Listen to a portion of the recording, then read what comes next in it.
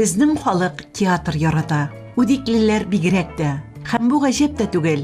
Бит мәдәният учагы каршында драма коллективы ерак 1927 елда ук оештырыла. Аның беренче оештыручылары һәм җитәкчеләре укытучылар Ким Җиханшин, Рәхизә Мөхәммәдьярова, Хәмит һәм Галия Адутовлар була. Башлап куелган Галиәскәр Камалның беренче театр спектаклендә рольләрне оештыручылардан тыш Сәйет Әбраров, Сәлим Арзыев, Хатмулла Мукатанов башкара. Тамашачы әсәрне бик җылы кабул итә. Киләсе спектакльләргә халык тагын да күбрәк килә. Драма коллективы да үсә. Һәвәскәр артистлар шушы чорда 160-тан артык әсәрне сәхнәләштерә. Алар менә минем хәтеремдә һаманда Масагутова, Абдалова, Тәнзилә апа бик яхшы уйнады. Акбашев Сәлим Гусманович укытучы, аннан соң Хатмулла Мухлисович бик әйбәт уйнады. Һәм Әбләшева Суфия апа шулай бик яхшы рольләрне башкара иде. Алар менә образның ишенә керәләр иде. Менә ишенә кереп, күңелләре белән тамашачыга образ нәрсә әйтергә тели, шуны җиткерәләр иде. Спектакльләрнең байтагы Уфада театр училищесын тәмамлаган дипломлы белгеч Лилия Хатмулла кызы Фатыйхова, Әбүбәкерова эшләгән 60-90 елларга туры килә. Төгәлрәк әйткәндә, ул килү белән сәхнәгә яңа сулыш өрә. 60-нчы, 70-нчы, 80-нчы елларда инде бик каты эшләп килгән театрның гөрләп эшләп биргән вакыты бездә Лилия апа безне гелдә тарта иде театрга инде. Шундыктан театрга әсәр сайлаулар да Лилия апа белән бергәлектә булды. Мин китапханәдә эшләгәч инде шундыктан театрга әсәрләр сайлауны җиңел итеп кенә эшләдек без. Рольләрне башкару өчен кешеләрне дә шундый җайлыларын табарга туры килде. Лилия апа үзе дә, Язилә апа да драма коллективына ирләре Рәфкать һәм Тауфик абый белән бергәләп йөриләр. Рәфкать абый нигездә төп рольләр башкара. Алар Рәфкать абый белән икесе шын артистларша уйнадылар инде. Безне дә шулай иттереп мизансиягә салып сәхнәдә уйнарга өйрәттеләр. Капитал корбаннарында Фаиз абый белән Иван Франко төяткән язучының Капитал корбаннарында Фаиз абый Ракаев белән мин җегет белән кыз итеп уйнадык. Белорус драматургы Иван Франконың Капитал корбаннары Лилия Фатыйхованың Сыер савучы кызлар ярдәме белән куйган беренче әсәре була. Ул эштән туры репетициягә килүче үзешчәннәрне ашарга әзерләп табын корып каршы ала. Лилия апа элегрәк радиога һәм газетага биргән интервьюсында бу турыда колхоз парторгыннан алып Сыер савучыга кадәр 19 кеше уйнады дип искә ала. Беренче уңыштан канатланган яшь артистлар икенче спектакль Таңшулпанны Кадир Даян әсәре әзерлиләр. Анда катнашучылар саны 27 кешегә җитә. Коллектив спектакльләрен тирә-күрше авыл тамашачысына да тәкъдим итә. Кыш көннәрендә 40 градус суыкларда авылларга чыгып китә идек. Аның декорациясе күп кенә була торганы. Аннан соң инде кешеләрдән җыеп әйберләрне, әбиләрдән алып, камзулларны, читекләрне, чуклы шәлләрне. Султан абый Абдракипов безгә һәрвакыт ярдәмгә килә торганы. Балалар булуга карамастан балаларны да үзебез белән йөртә торганы. Үдиклеләр турында сөйләгәндә шунысын билгеләргә кирәк. Алар тамаша карарга гына түгел, үзләре үк тамашада катнашырга да ярата. Авыл клубы белән янәшә яшәп үскән Әмин һәм Сәгыйдә Искәндәровның 10 баласы һәм кияү киленнәре дә 1969 елда гаилә пьесасы куярга булалар. Мирсай Әмирнең Гөлшәен исемле комедиясын сәхнәгә куйдык. Ул баш рольләрне Сәгыйдә җиңги Искәндәрова башкарды һәм Фуат Җизни Масагутов башкардылар. Чөнки алар элек-электән 50-нче елларда инде сәхнәдә актив катнашкан һәм баш рольләрне уйнаган артистлар дип әйтсәм дә чын булыр. Калган рольләрне без инде Гөлшәендә уйнадык.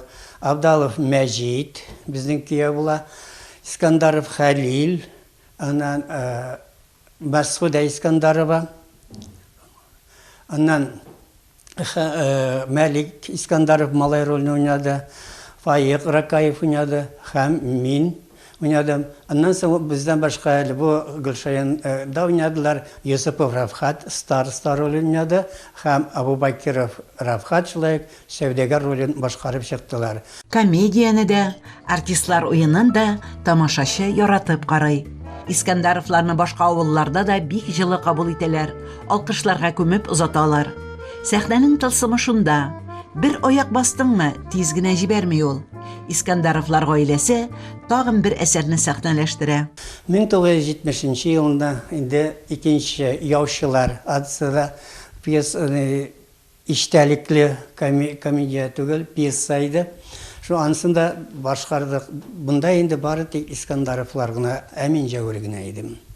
Бу нидән шулай актив рольне уйнады Хаҗия Паракаева, безнең апа инде бер мәртәбәдә сәхнәгә менгәне юк иде. Менә яучы ролен ул башлап сәхнәгә менде һәм яхшы гына башкара алды.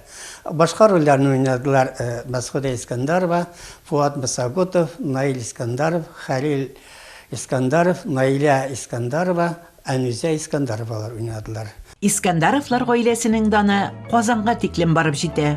1972 елда алар турында Казан утлары журналы мәкалә бастыра һәм өлкә телевидениесе 2 спектакльне дә тулысы белән төшереп эфирга чыгара.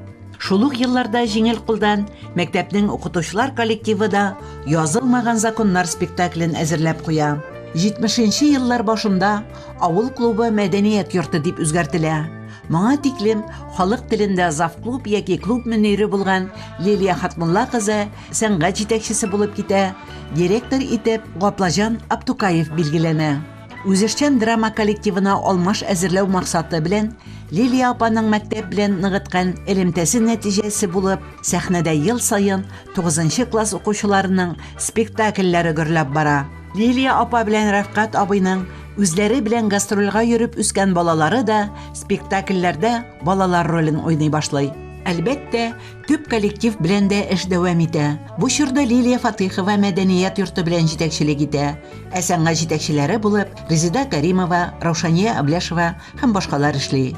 Һәр вакыттагыча Рафкат абый Лилия апаның уң кулы булып кала. Декорациялар ясый, афишалар әзерли, артистларга грим сала. Бер-бер артлы Мостай Кәримнең кыз урлау, комсомол язмышы, без колхоз төзибез, таң атканда, сукыр композитор Туфан Миңнуллин, Җәмилә, Тутый кош, Яшел эшләпә Гамир Насри әсәрләре куела. Тамашачы авылдашлары уенын карап, районга шактый еш килүче Галиәскәр Камал Минзәлә театры артистларын караганнан ким сөенми. Иң беренче ул елларда безнең Бүтәдерия театрлар, драм коллективлар коллективының смотры 17-18 коллектив катнашайы. Шулар арасында айрылып торган Үдик коллективы да бар. Аның җитәкчесе Лилия Фатихова бар. Аның, конечно, бу үзенә түгел, аның иптәшләре, аның иптәше Рафкат абый бик матур аңа ярдәмче дә булды. Күп төп рольләрдә ул уйнаган иде. Ул заманнарда анда уйнадылар Расул вә Язилә иптәше белән. Гаплажан абый аны художниклар ул вакытта директор булып эшләде инде. Ул заманда куйган әсәре Балыкчы кызы Кадир Даянның Кем гүзәл, Күрше кызы һәм башка бик күп әсәрләр алар куйган. Алар монда конкурсларда катнашып, без аларны бер конкурста шулай җиңеп чыккан өчен аларга автоклуб бүләк иткән. Ул вакытта действительно ул булай бәйрәм безнең өчен, район халкы өчен. 80нче елларда драма коллективына яңа көчләр, яшьләр килә. Айруча Тававыл егет кызлары активлык күрсәтә. Фәнзилә Абдалова, Әдибә Әмирова, Әлфия Мәүлитова, Фаил Гомәров, Хәмзә Мортазин, Закировның яучылар, Даянның яңадан куелган Балыкчы кызы, Абдулла Әхмәтнең Кунаклар дигән әсәрләрен сәхнәләштерә. Үз эшенә фанатларча бирелгән Лилия апа бер сөйләшүдә миңа сәхнәне яраттым, чынлап уйнадым, чынлап йыладым дип аңлаткан иде. Шулай бик күп шәкертләр әзерләп, 90нчы еллар башында Лилия апа сәхнәне тулысынча яшьләргә калдырып, лаеклы ялга китә. Аннан эстафетаны яшь коллегасы Зилдә Ибраһимова кабул итә. Мәдәният йортында җитәкчеләр, сәнгать җитәкчеләре, аның бинасы алмашына. Ләкин бер нәрсә, сәхнәгә, театр уйнауга мәхәббәт кенә үзгәрешсез кала. Лилия Хатмулла кызының алмашы, яшь коллегалары да узган гасыр башында салынган традицияга тугрылык саклый. Әзерләгән спектакльләрен югары дәрәҗәдә башкарып, район конкурсында җиңү яулый.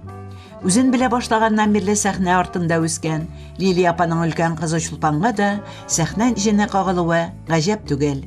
Әнисенең клуб эшендә баянчыга кытлык кичергәндә ачынып, их, бер кызымны баянчы итәм дигән теләген тормышка ашырып, алар шактый вакыт янәшә эшләү бәхете дә кичерәләр. Минем иң яраткан эшем сәхнәдә инде шушы спектакльләрдә катнашу. Менә әни үзенең язган Шалбарлы килен спектаклендә әни ролен уйнадым. 2012 елда Түңгүк авылында Татарстанның халык артисты Дамира Кузаева истәлегенә оештырылган конкурста Үдиклеләрнең Шалбарлы килен спектакле беренче урынны яулый.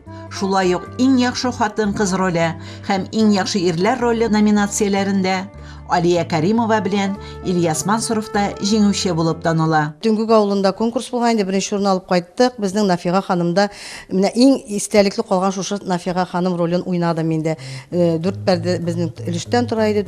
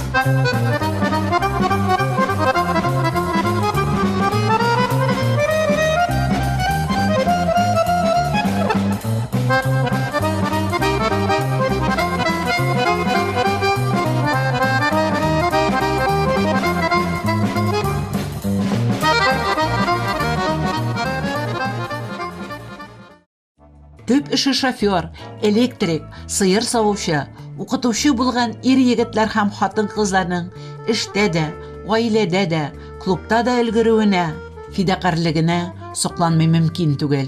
Театрны яратканга йөрдек, халыкны яратканга йөрдек инде, сәхнәне яратканга йөрдек. Шакырсалар хәзердә уйнасы килә инде. Камал театрынан килгән артистларны да без үзебезгә алып кирдек юкларга. Минзәлә артистларын да үзебезгә юкларга алып кирдек. Һәм алар мин алар белән һәр вакытта да элемтәдә булдым. Кичкенә чагымда артист булырга дигән хыялым бар. Менә шу хыялымны тормышка ашыргандай булдым. Миңа рухи азык бирде. Тамашачылар белән аралашырга мөмкинлек бирде. Яраткан эшең булгаз эшлисең, гаиләңдә дә, эшеңдә дә, тормышыңда да барына да җиткезәсең инде. Күңелең ачыла, бөтен кайгы хәсрәтләрең тарала. Менә мәдәният йортына чыгып, бер концертта утырып, бер җырласаң, аларга кушылып үзе бер яшәтә инде. Тормышның матурлыгы. Чулпан Рәфкать кызы Абракова һөнәре буенча музыка укытучысы. Сәхнәгә, театрга гашыйк җан буларак, ул әнисе шикелле балалар бакчасында һәм мәктәптә яшь сәхнә сөючеләр әзерли. Театр түгәрәгә алып бара. Әкиятләр куя, фольклор өйрәтә. Иҗади хезмәтнең уңышлары да бар. Бакча нәниләре дә, укучылар да район бәйгеләрендә җиңү яулый. Үдик мәдәният йортының бүгенге җитәкчесе Гөлшат Ишбулатова, Илсияр Кунакаева, Гөлнара Тюмисова кебек талантлы белгечләр белән янәшә эшләвенә сөенеп бетә алмый. Спектакль премьералары арасында алар тамашачыны һәр концерт саен скетчлар белән сөендерә. Үдиклеләр үзешчән артистларга, артистлар тамашачыга рәхмәтле. Бу уннар алмашынса да, театрга, сәнгатькә булган мәхәббәте сүнми, сүрелми тамашачының. Һәм иң сөенечлесе дә шул менә.